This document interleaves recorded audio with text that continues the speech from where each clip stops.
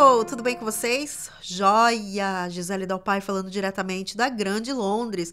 E no vídeo de hoje vamos falar sobre o autismo na família real britânica. Ontem, dia 2 de abril de 2023, eu não sei quando que você vai assistir esse vídeo, mas, né, você já fica sabendo que o Dia Mundial do Autismo é celebrado anualmente no dia 2 de abril e foi criado pela Organização das Nações Unidas para a conscientização acerca aí, né, desta questão chamada autismo.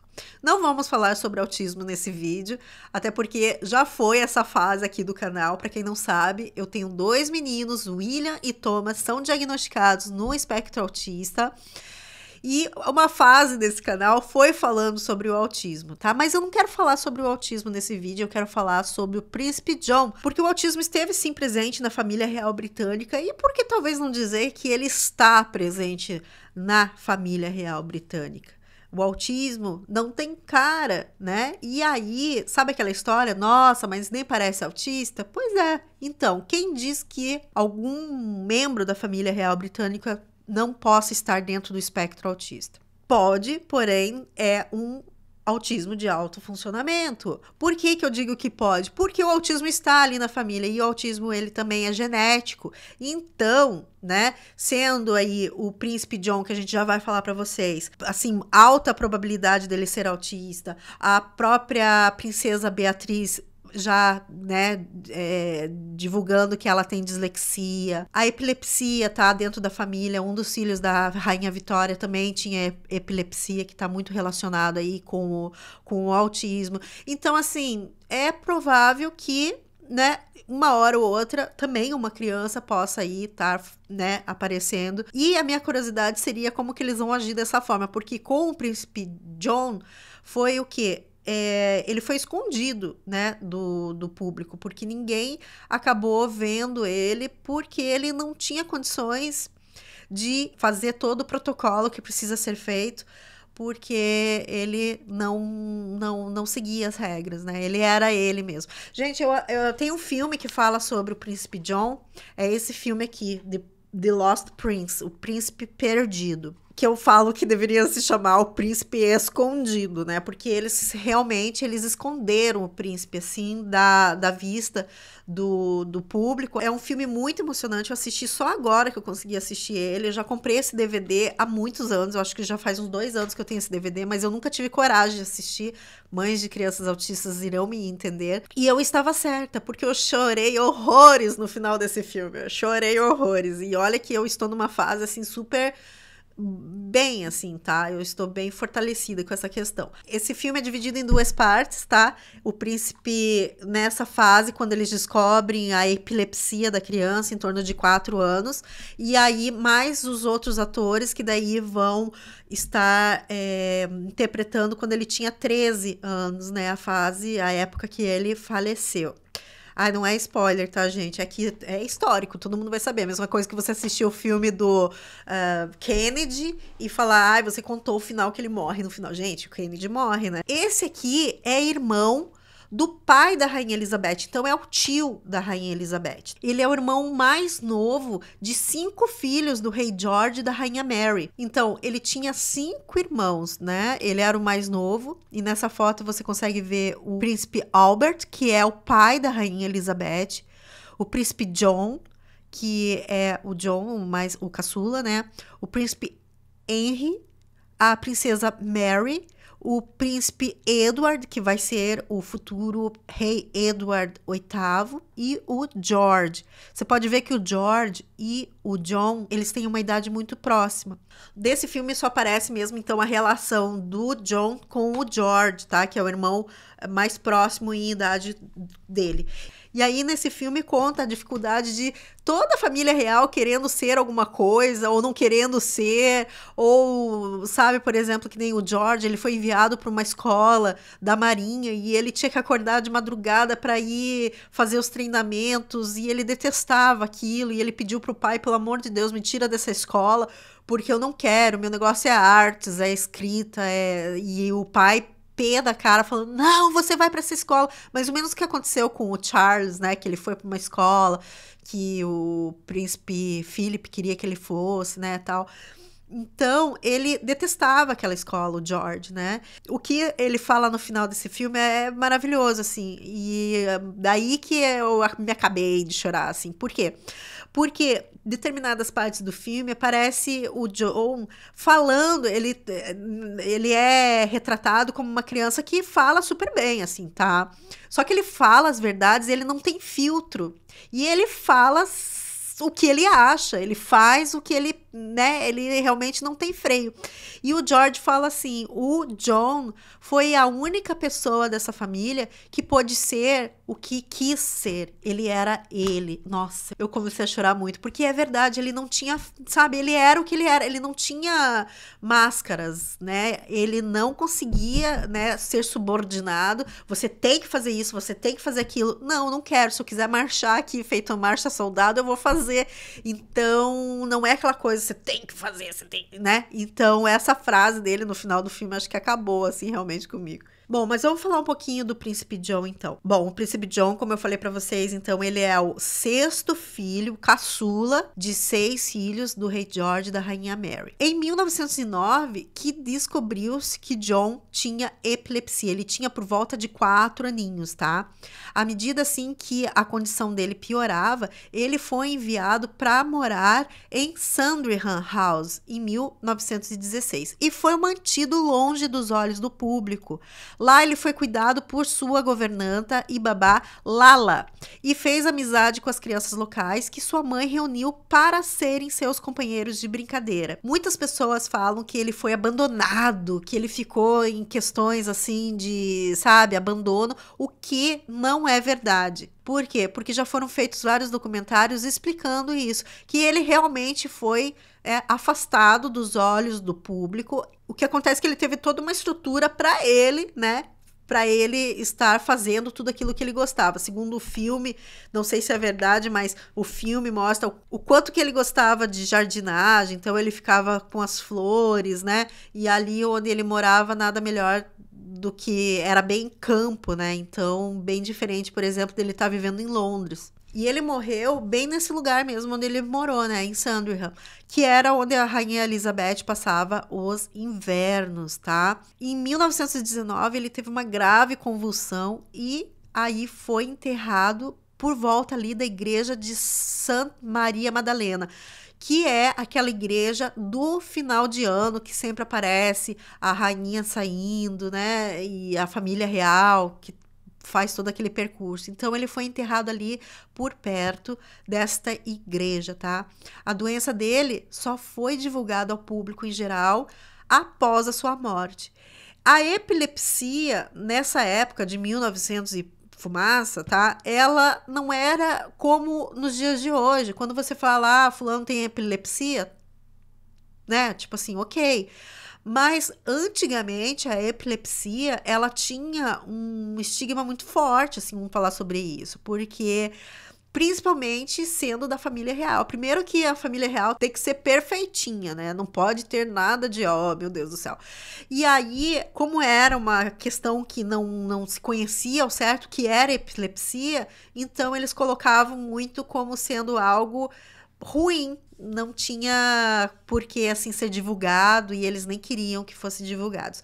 Quem assistiu The Crown vai lembrar daquele episódio em que mostram 2 primas da rainha Elizabeth que foram parar numa instituição, né, por conta de problemas mentais, né? As meninas, elas não realmente tinham se desenvolvido, assim, e elas realmente tinham problemas mentais. Então, o que acontece? No caso, essas 2 foram mesmo meio que abandonadas, né? Porque quando elas morreram, inclusive, depois que foram descobrir que vazou tudo isso, elas acabaram sendo descobertas e a lápide da onde elas estavam enterradas tinha até, era de, sabe aquelas etiquetas de plástico, assim? Então, era o que tinha, assim, sabe? Então, realmente ficou meio que vergonhoso, assim, para a família real, por conta delas estarem ali tão abandonadas, né? E no sentido também que quando faziam a árvore genealógica da família, elas não apareciam. Inclusive o John, muitas vezes, também não aparecia na árvore genealógica da família real ali em questão, porque eles queriam no máximo possível, né, que o público não tomasse conta, conhecimento dele, né? Muitos sempre colocam como o John sendo esquecido, e a frieza da mãe, e a frieza do pai. Porém, eu também não acredito tanto nisso, nesse sentido com o John, porque, na verdade, nem o John e nem as outras crianças, eu acredito que eles teriam aquele amor bem afetuoso de pai e mãe, sendo que os próprios não tiveram, né, do passado. Então foi uma criação muito difícil, sendo que na época era uma época da Primeira Guerra Mundial também, então eles estavam cada vez mais preocupados com essa questão e infelizmente deixaram as crianças, né, à mercê aí mais das babás e não tiveram essa conexão com os filhos.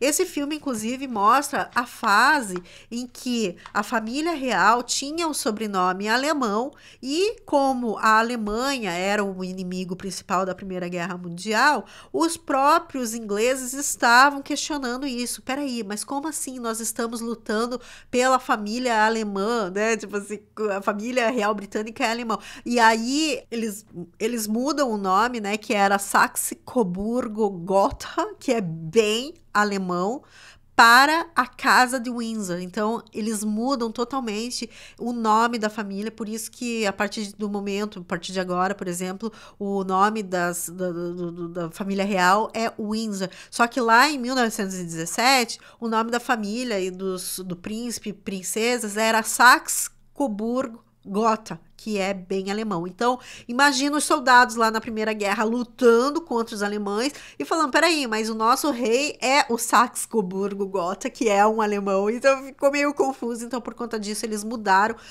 pro Windsor. E foi uma questão muito complicada para o rei George V. Então, aí eles mostram isso no filme também. E achei bem interessante essa parte do filme, tá? Então, se você gosta também de família real, isso aqui vai ser muito fantástico também de ver a questão com a família imperial russa, né? O Nicolau II, que também teve, né, a família toda assassinada por conta lá da Revolução bolchevique. Então, eu realmente gostei desse filme. Só vou dar um spoiler, não sendo spoiler, tá? Mas é uma questão só de histórica que o final do filme mostra a morte do príncipe John, porém a forma que mostra, que é retratada, não foi a forma pelo que eu pesquisei, tá? Ele, segundo as pesquisas, ele morreu tendo um ataque epilético muito forte, dormindo na cama, tá? À noite. E no caso, no filme aparece ele correndo nos campos com o irmão dele e não foi aquilo, na verdade, que aconteceu, tá? Até porque eu achei muito assim, meu Deus, será que foi isso que aconteceu mesmo? Aí eu fui lá pesquisar e falei, não é questão só do filme mesmo, tá? Então, a relação entre mãe e filhos, na verdade, o que nós vemos e que nós analisamos, nossa, que frieza, coisa parecida, na verdade era o que era, né? Era a forma que a rainha Mary tinha de se relacionar não só com John, mas com todos os filhos. Mas que não dá para dizer que não sofreu, ou que, né, tipo, realmente não deve ter sido fácil esse sentimento de ser impotente, né, perante uma questão do filho, de repente, de você não conseguir lidar com aquilo, né? Então, tem algumas cartas que a rainha Mary escreveu em seu diário e que são dos arquivos, né, daqui. Então, ela escreve assim: um grande choque, embora para a alma inquieta do pobre menino, a morte veio como um grande alívio. Encontrei a pobre Lala, que era a babá, a governanta, né? Encontrei a pobre Lala com o coração partido. O pequeno Johnny parecia muito tranquilo deitado ali. Então, eles estavam em lugares parecidos, no mesmo, vamos dizer assim, uma fazenda muito grande, que é Sandringham, tá?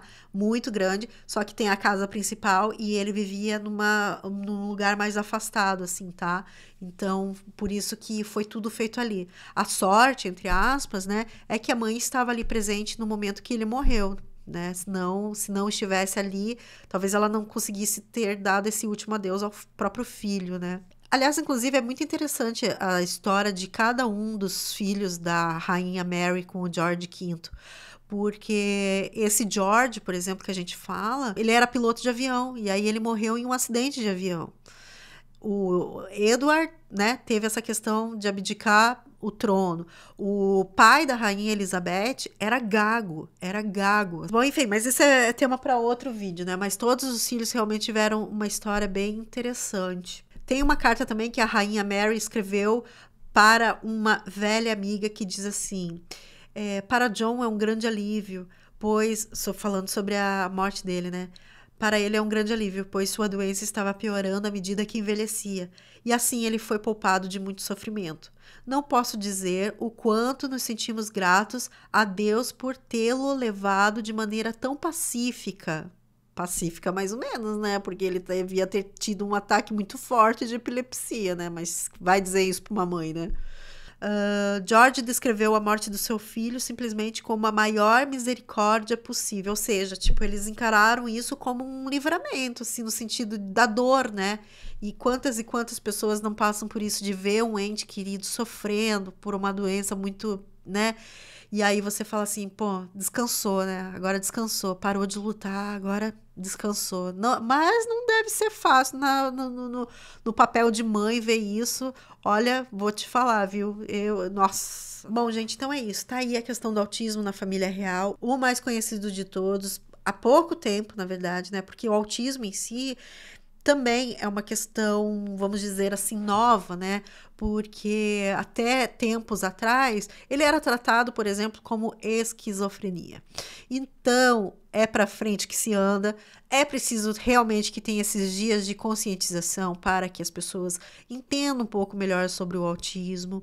Vejam que o autismo não é uma doença, ela é uma condição, o indivíduo nasce com isso. Muitos adultos hoje vivem de uma maneira que não se sentem enquadrados, sabe, em tudo da vida, no trabalho, com os amigos, com relacionamentos, com socialização, e não entendem o porquê, e de repente é um autismo ali que não foi diagnosticado.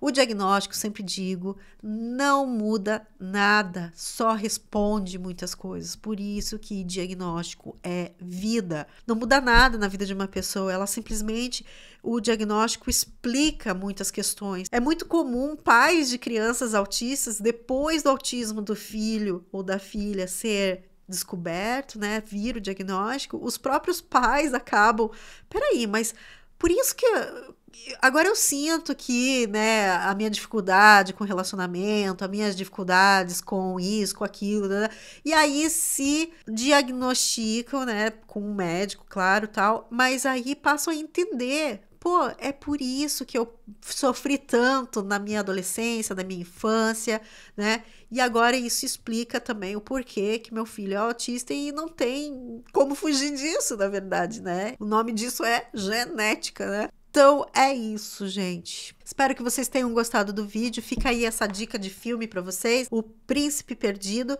é uma produção da BBC e realmente, olha, tocou muito fundo em mim. Eu já falei isso, né? Então vamos lá.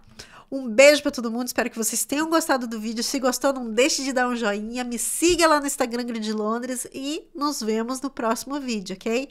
Beijo, beijo, beijo e tchau!